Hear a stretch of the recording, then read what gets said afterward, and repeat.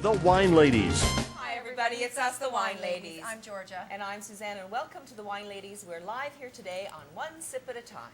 And of course to all of our friends and fans on Facebook, Twitter, and thewineladies.com. Thank you, as always, for following and sending in all your comments. I'd also like to take a moment to thank everybody that showed their support at our Celebrity Winemakers Dinner that we just had last week. It was a grand success. So everybody, thank you so much for your support and help making it such a wonderful night.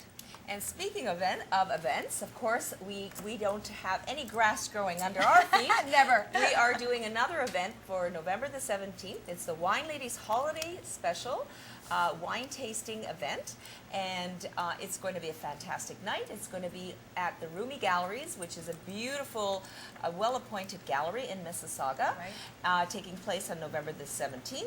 And you're going to be able to taste wines from all over the world, and there will also be an opportunity to mix and mingle your cases. You might meet someone that you want to share your Chardonnay with, so make sure you check that out, thewineladies.com. All right, it's going to be a fantastic night for sure. All right, so let's get to the show. We've got a fantastic one planned for everybody here today. We're going to be focusing on one country today, a wine country that, although is considered New World, has actually been making wine for over 450 years. The Spanish first came over with the grapes, and it has actually become the 5th largest wine exporter in the world, and I believe some people say the 8th, some people say the 9th largest producer in the world. Well, what country are we talking about? Well, it's actually one of the skinniest countries in the world. I'm jealous. I know, long and skinny, 2,700 miles long and just 109 miles wide. It's absolutely a stunning spot, making a huge impact on the world of wine, particularly over the last decade or so. Superb wines, many winning many international awards. We are talking about Chile. Well, let's have a toast, Suzanne, to this incredible wine-growing region. Cheers and to Chile. Let's also cheer to our guest that we have here today. All right, so let's get on with introducing our guest. Our first guest, he's here in Toronto for the annual Chilean Wine and Food Festival. He is the Regional Director of Sales and Marketing for the Americas for VIA Wines, a Maule-based winery that belongs to the new generation of Chilean wineries. Let's welcome Carlos A. Miguel. Welcome, Carlos, to Toronto and the Wine Ladies. Thank you very much. It's a pleasure to be here. Thank you for having me. Oh, it's our pleasure, for sure. I also just want to mention that joining us a little bit later in the show, we also have from one of the leading producers in organic and biodynamic wine production, with a multitude of awards from Wine Spectator, Decanter Magazine, Wine Access Magazine, the winemaker Emilio Conteras of Emiliana Organic Vineyards. And he's going to be joining us probably halfway through the show. Have you been practicing that? What, the way I said the name? Emilio, Emiliana. His name is Emilio. I think that's pretty good. What do you think, Carlos? That's some marketing behind that, I think. So welcome to the show and welcome to Toronto. Thank you very much. Is this your first time here? It's actually not, and it's always a pleasure to come to Toronto, especially when the temperature is as nice as it is today. And your English is superb. Where did you learn to speak English like that? I have lived in many different places in the world, and I've lived in the U.S. for the last 12 years. And before that I lived in Washington, D.C. for a couple of years when I was still going to high school. Okay. And you reside in Florida now, is that correct? In Florida, that's the idea of our wineries, to have people close to the markets. And Canada is an important market, I think, It's for the Chilean third wines. largest market for Chilean export wines. Is it really? Wow. Yes. Really? After the This U.S. tiny and the little U.K. country of only 35 million people. But We love your Chilean wines. you have a good per capita consumption that makes up for the amount of people. And we also have good taste. That's true. So if we're the third, what are the first and second? Usually it's the U.S. and second is the U.K. It depends on whether you measure it by cases or if you measure it by value of how much is sold, how much the revenue. Okay. Usually the UK has somewhat lower prices, so we sell more Chilean wine in the UK volume-wise, but to the US we export more in dollars. Oh, I see. Okay. Now you're here also, Carlos. Is the Chilean Wine and Food Festival going on this week? Is that what the reason you're here? Yes, that's a Okay. reason I'm here. I'm Uh-huh. also going to travel to other provinces, Right? and then I'll be back in November for the Toronto Gourmet. Gourmet. Ah, Oh, you'll be okay. back in November. Oh, Yes. okay, wonderful. Excellent. So, you know, we had said, Suzanne had said at the top of the show that the new generation of wineries. So what does that mean exactly? Well, in Chile, you have a distinct group of wineries that were founded in around the 1870s. Uh-huh. Among those is Errázuriz, all the Santas, Santa Rita, Santa Carolina, also Concheitoro. Uh-huh. And then you have the newer generation of wineries, because in Chile we went through a very long sleep in the Yes. wine industry from Yes. about 1902 until 1977. I mean, you went through a long sleep. Because we Chileans were drinking a lot of wine You're drinking at your the own stuff. turn of at the end of the 18th century. Sorry, 19th century. The consumption was about 100 liters per capita. So that is very high. So the Yes. government tried to curb that by imposing taxes, higher taxes to the wine. By 1932, that brought the consumption down to about 80 liters per capita, which was still very high. And so, Compared to our 11 or 12, I think that's excellent. yeah. And so then they decided to prohibit the planting or replanting of any new vineyards. And so that really brought any investments that people wanted to make in the wine industry. People were not interested in investing in wine anymore. Uh-huh. So, and those laws were lifted in 1977. And that's when you start seeing foreign investment come into Chile. And for example, when both Rothschild families came to Chile, when Robert Mondavi came down Yes. to Chile, when Kendall Jackson, La and Postal? also Alexandra Alexandra? Manier with Yes. Casa Apostol. Yeah. Montes also belongs to the new generation of wineries. Right. And we were founded in 1998, so we're even a little bit younger than those wineries. Okay. But we are already the 15th largest exporter of bottled wine from Chile. Wow. How many So- wineries are there in Chile, would you say, approximately? Exporting, there's approximately about 350 wineries in Chile. And there's a lot of other smaller ones that don't export, or some of them still produce bulk wine. But as far as bottled wine, it's about 350. Okay, wow. And I know that Chile has undergone this huge, like, deep roots transformation in the last, even maybe like 20, 30 years, I guess. And in the last 5 years or 7 years, you guys are on fire. Yeah, that's very true. Because of this long sleep, nothing was being done in the vineyards. And Chile has great soils, it has great climate, great growing conditions. Right. We have very dry climate, we don't get much rain during the growing season, so we have perfect growing conditions, very warm days and very cool nights, because we have both the Andes Mountains and the Pacific Ocean that cool our vineyards at night. And we also have a diversity of soils. As you go further south in Chile, the soils get more fertile. The further north you go, you get closer to the Atacama Desert, and the soils are less fertile. So you can actually plant almost any varietal in Chile if you find the right location. Yes, Mm. yeah.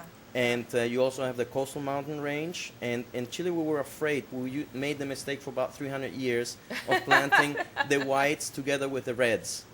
And so then when we decided in the early 90s to move to explore the cooler wine regions like Casablanca, like Lleida, like San Antonio, Yes. even in the north now like Limarí, producing some very nice white wines because they have that cooler climate that white wines need. And that's why Chile is better known for its reds than its whites. Yeah, Yeah, Because they're for about cabs, Yeah. they're big cab producer. yeah, Cabernet is still our most important grape, although we have a signature grape which Cabernet. we only discovered in Uh-huh. 1992, Uh-huh. and only since 1996 were we allowed to print it on a label.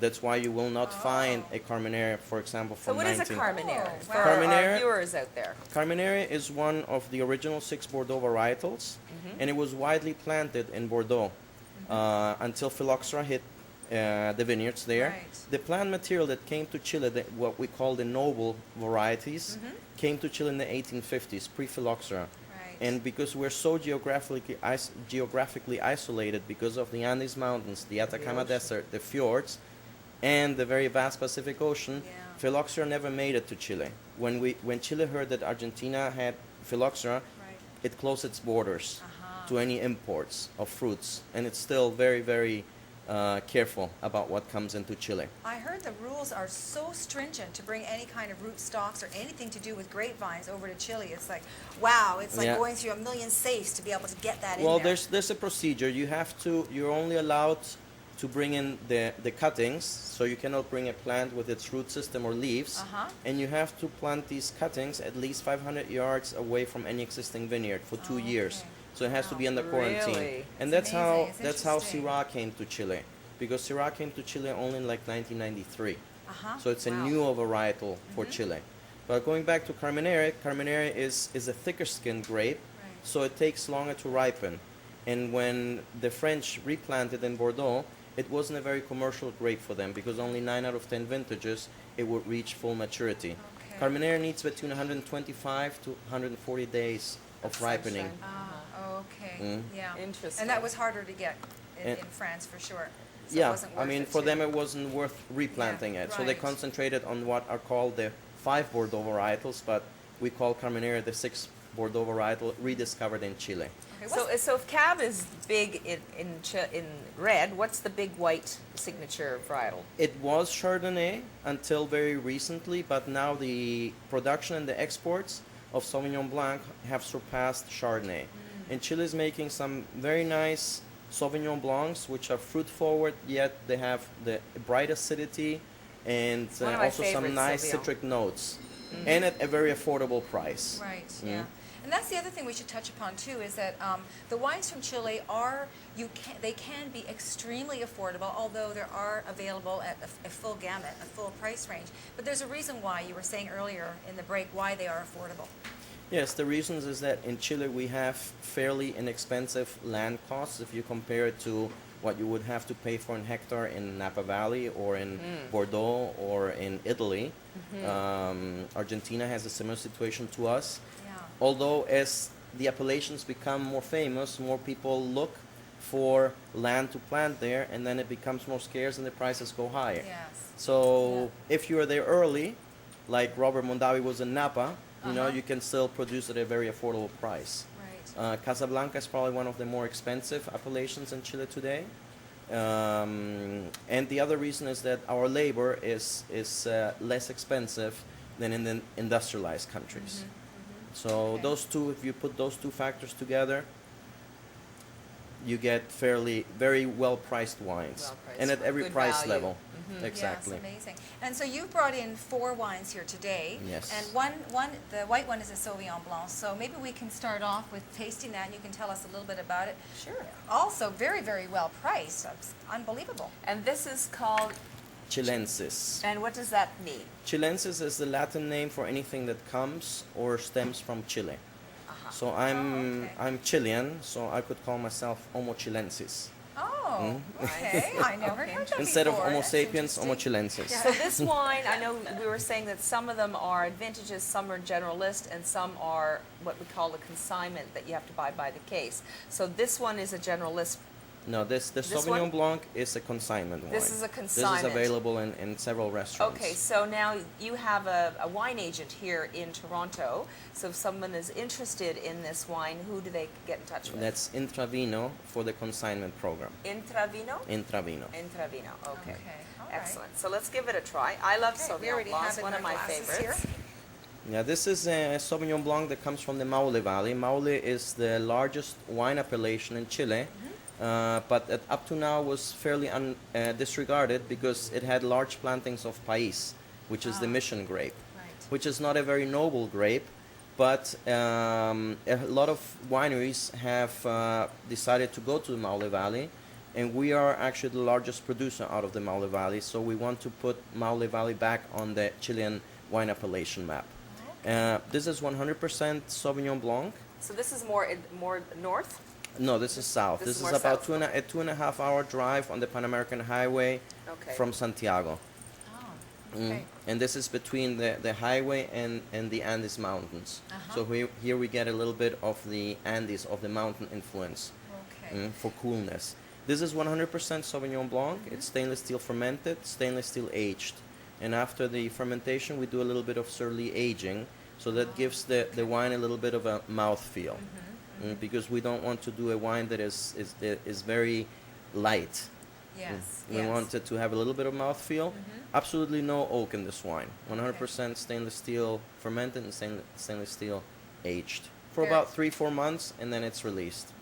Very nice, nice and crisp, good Mm-hmm. acidity, but not overly like that kind of thing. Exactly. Like nice for sipping on, I think, like Yeah. before before you start your meal. That's very nice. And it's the price point, like I said, isn't it? I could be wrong. $11.95. Is that what you said? $11.95. That's Wow, the price. that's incredible. That's really, really great. This is a buyer for you because you said you love Sauvignon I Blanc. do. This is I perfect. probably need to get myself a case. You know where to get it now. I do. I guess like you were saying about the, I suppose the Andes also provide some of the irrigation, the water. If it's too warm and you don't have the rainfall, then you at least get the water from the Andes as well, the snow melt. Yes, we rely on the Andes very much because basically in Chile we don't get any rainfall in the central part of the country where the vineyards are located. We usually don't get any rain from October until May. And, Wow. and the bud break is in September, and harvest is usually, depending on the varietal, anywhere between late February, beginning of March, until early May for the Carmenere. So we have to rely on irrigation, and that is also one of the big changes for Chile in improving the quality, is that we went from flood irrigation, we went to drip irrigation. And with drip irrigation, you can really regulate the exact amount that each vine needs. Right. So you get very, very good fruit Excellent. as a result. All right, so let's go to a quick break, and when we get back, we're going to learn more about the long, skinny country of Chile and enjoy some red wines. Right, we'll be right back.